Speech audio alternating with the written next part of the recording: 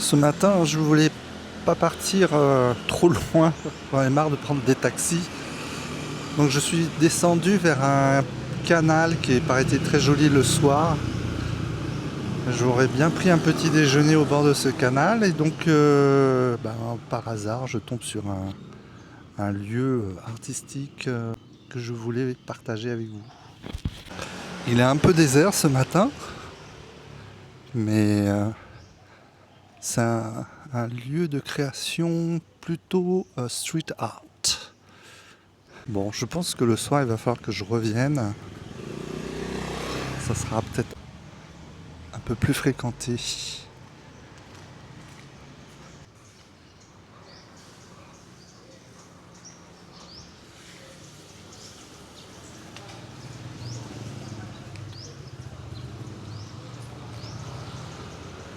Étrange. Ça n'a pas l'air très très long, mais bon.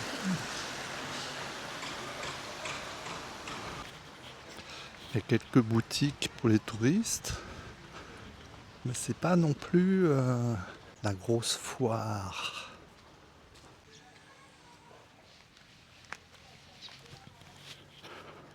Il y a de quoi peut-être dessiner ici pour les amateurs de chats.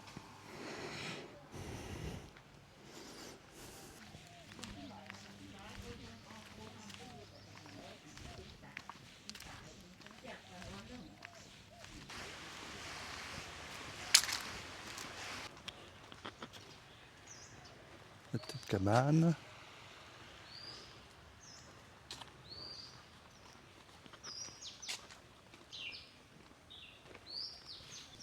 En fait, c'est assez long. Je pensais pas qu'il était aussi long ce canal. Ah, cul-de-sac. Donc on est obligé de prendre la petite passerelle, le petit pont. Je crois que c'est la fin de la promenade là. Ça m'a l'air bien ici. D'après Google, il y a un café qui sert des petits déj. Il y a un skywalk.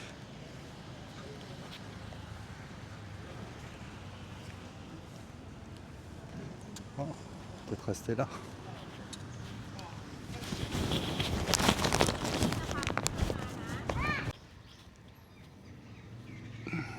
J'avais envie de dire pourquoi je suis pas hyper emballé par Chiang Mai. C'est que je pense qu'à l'origine, il devait y avoir beaucoup plus de terrains vagues, de terrains non construits. Ce qui devait donner une atmosphère vraiment champêtre à la ville. Des terrains vagues comme ça, il y en a plus beaucoup.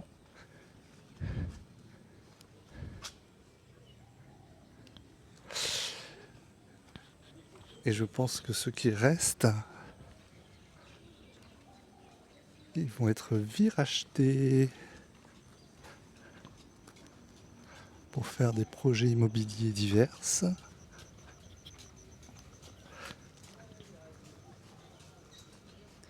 Qui sont des fois arrêtés.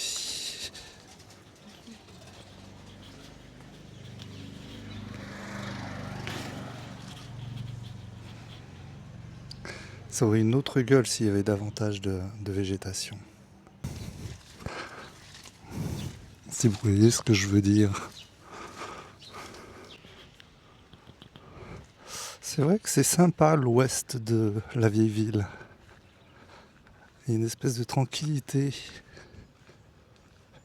C'est assez silencieux. Puis il y a des petites découvertes comme ça.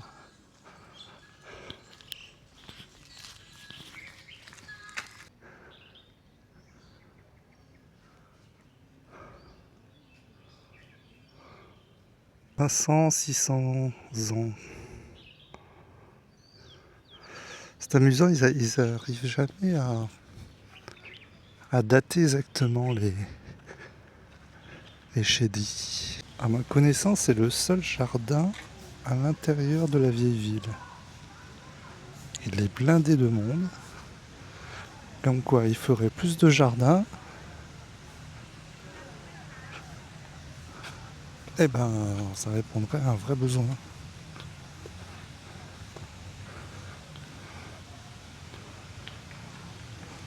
Celui-là, il est dans l'angle sud-ouest de la ville.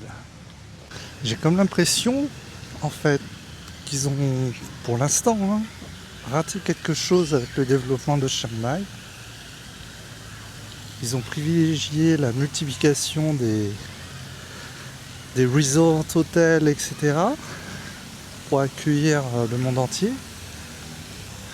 Mais l'aménagement, comme ça, de zones de repos et de nature, c'est une volonté publique et ça, il n'y a pas eu. Faut que je fasse une pause avec les aquarelles, j'ai plus envie. Donc je vais me balader sans prendre mon matériel, contrairement à hier où j'ai fait des kilomètres, 20 kilomètres pour m'arrêter nulle part en fait. Et aujourd'hui, je vais monter en face dans la montagne.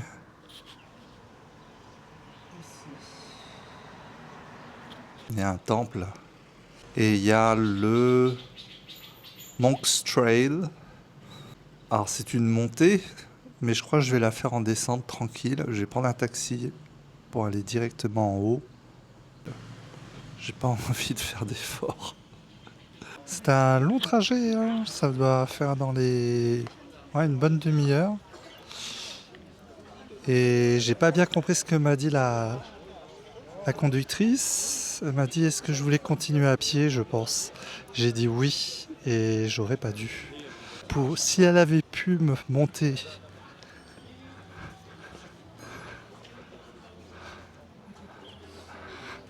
j'aurais bien accepté la course supplémentaire.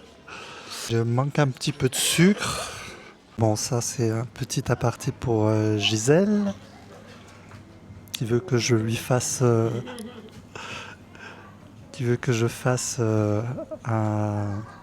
résumé de ce que je mange. Une soupe avec normalement du canard. En tout cas, j'en avais besoin pour monter parce que après j'ai la descente, 1h30 dans la jungle. Donc ça va pas être de trop. Cette soupe de nouilles quand même, ça me rassure un peu.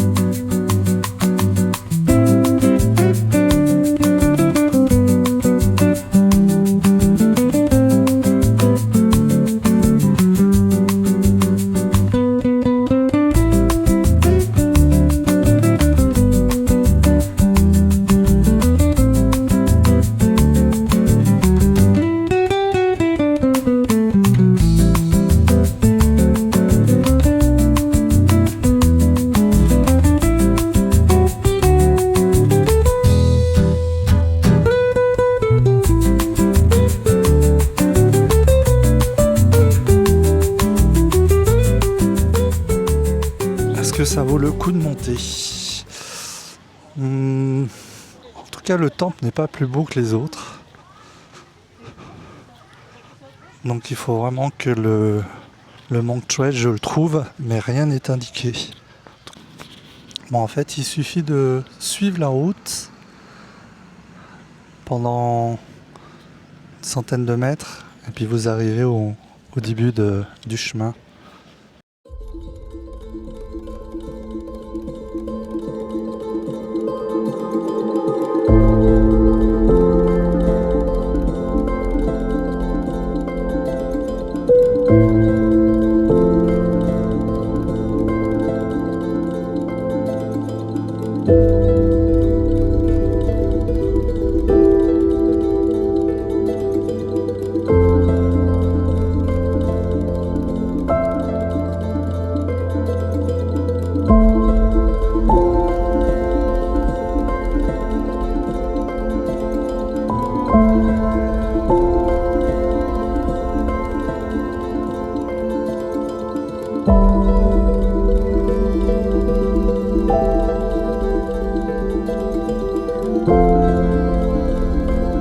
Hervé au début me disait, au début du chemin, sur la plateforme, non, il n'y a pas de souci, c'est un peu boueux, mais ça ne glisse pas. En descente, il faut vraiment faire attention. En montée, ça va être plus facile. D'ailleurs, il n'y a personne qui descend en fait.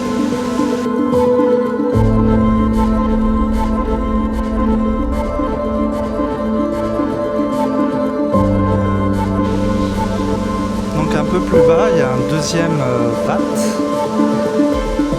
Il y a plein de choses photogéniques dans le coin.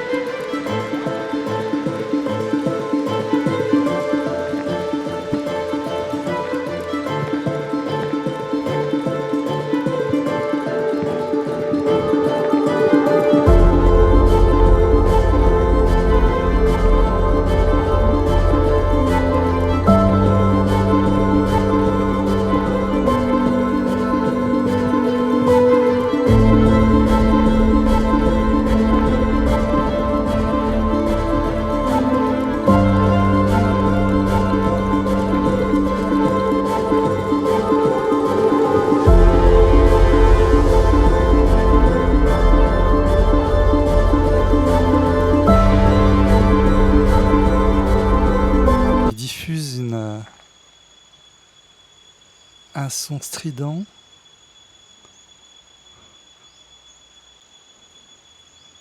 C'est très étrange. Ça ajoute peut-être à la magie, côté spirituel. C'est vraiment un très joli endroit, hein. Bien meilleur que celui qui est tout en haut.